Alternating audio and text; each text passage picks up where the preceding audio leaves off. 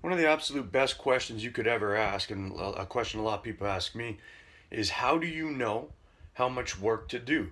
How much work is enough to impose enough of a demand on the body to promote a positive response? And how much is too much? How much will overwork a body's capacity to recover? And the answer, truthfully, is I don't know. I don't actually know what people are capable of, what they can or can't do, how much volume they can tolerate until I work with them. So it's a very, very good question, but it's a very difficult question to answer truthfully, anyways. So one of the things I'll do with people is I'll introduce them to what's called Prilepin's table, Prilepin's chart. This is a chart that was designed by old Soviet researchers that were looking to find the best relationship between intensity and volume, or what was optimal to get the best results. So they studied the training programs of thousands and thousands of athletes, and they came to their conclusions based on the results of the people that they studied. So whoever got the best results, they took their information into account and they came up with this table. So I introduce people to this table, I explain it to them, how to use it, because there's some things on here that can be easily misinterpreted and taken the wrong way. And therefore, if you do that, you're not going to use the table to the best of your ability, and therefore not going to maximize your return on investment of time and effort. So I'll take you through the table. This is generally a good starting point for most people. For most people that are getting into training, that are getting into fitness, that even want to get into bodybuilding, because the table is designed to get you stronger. And who would benefit from being stronger? Every single person on the planet would benefit from being stronger. So this is generally a good starting point for most people. So as far as how do I know where to start? How do I know what's too much and what's enough?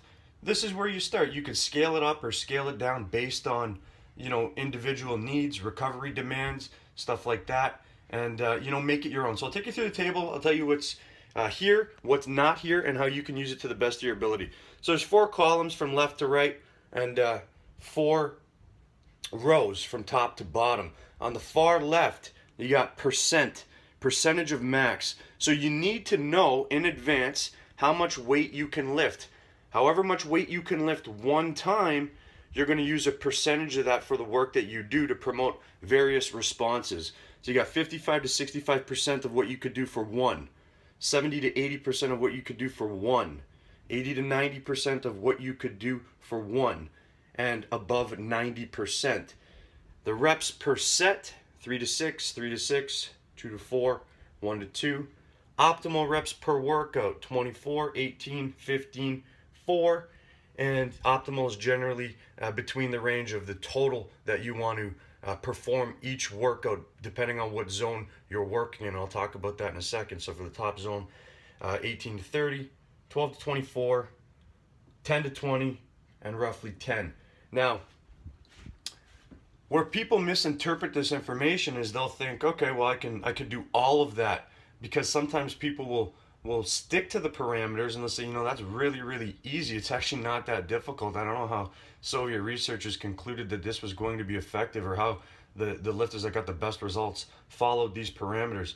Strength is about developing a skill through stress and repetition, doing things perfectly all the time. So what happens is sometimes people will do work in the top zone, or any zone for that matter, and they'll perform the recommended reps per set, 3 to 6 reps with a weight that represents 55 to 65% of what you could do for one. Is not that heavy. Most people could do 20 or more reps when they lift that amount of weight. But what happens is, if you do more than 6 reps, what these researchers found in particular anyways, was that there is a rapid decrease in performance. So for example, if you did, let's say 20 reps because you could, how many are you going to be able to do on the next set? How effective is that next set going to be? So this chart illustrates that the whole is greater than the sum of its parts, because by limiting your reps to 6 in this case, you're going to leave more in the tank to do more work after. And if you do more high quality work after, it's going to have a positive effect. So depending on what zone you're training in, the effects that you're going to at least try to promote through your training are either technique and speed. You're going to want to increase the demand on the muscles to build the muscles involved in the lift, build strength, or teach yourself to showcase the strength that you have, display the strength that you have. You don't build strength in the top zone.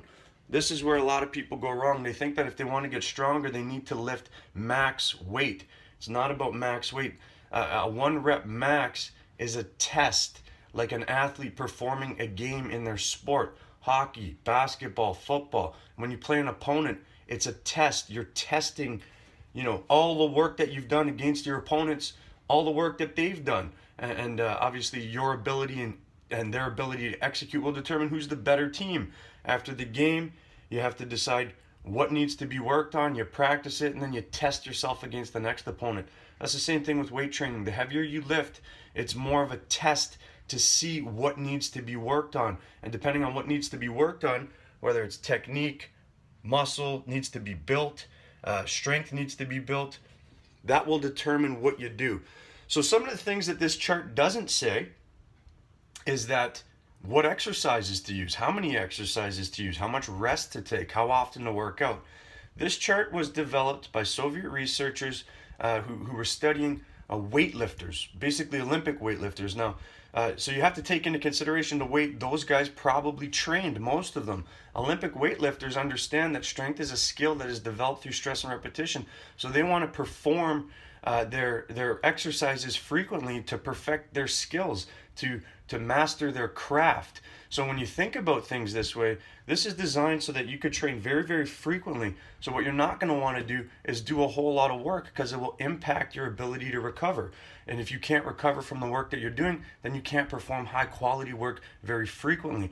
So this is designed for people that want to get stronger and that understand they need to be in the gym a lot, very, very frequently, 3 at least times per week, up to 6 or 7, and even maybe sometimes twice a day, depending on how many exercises you're doing.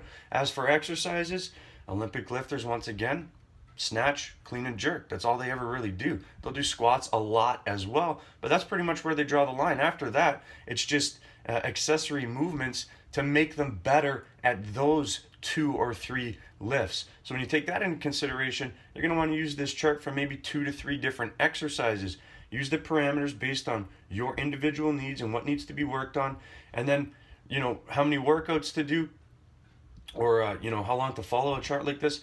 Once again, individual needs. If one lift, you need to increase the strength and size of the muscles in that lift, then you're going to want to follow the appropriate parameters when performing that lift for as long as you need until you fix your problem. That's what training is. It's just problem solving. So figure out where your problems are, what needs to be worked on, and then follow the chart. It's very, very self-explanatory.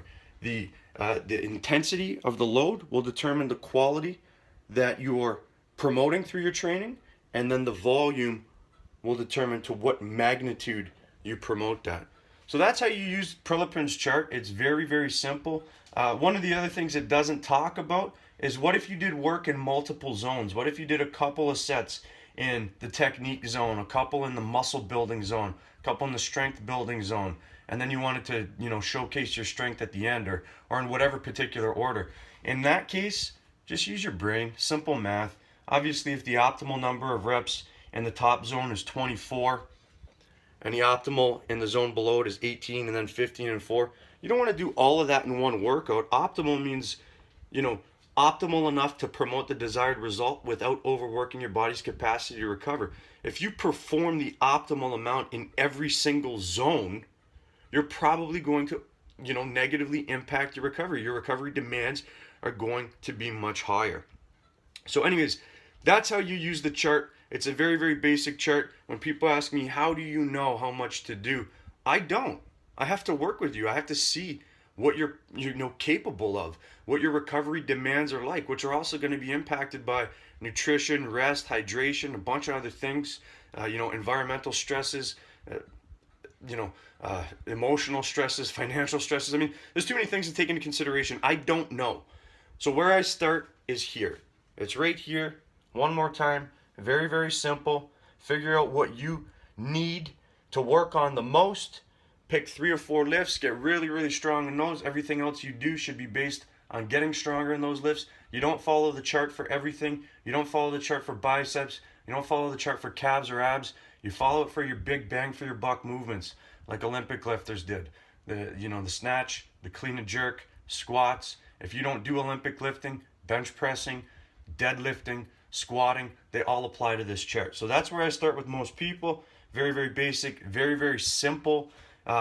In terms of loading schemes, it doesn't matter if you do 5x5, 3x3. What matters is the quality work you do in whatever zone you need to be in to develop whatever quality that you want to develop. That matters the most.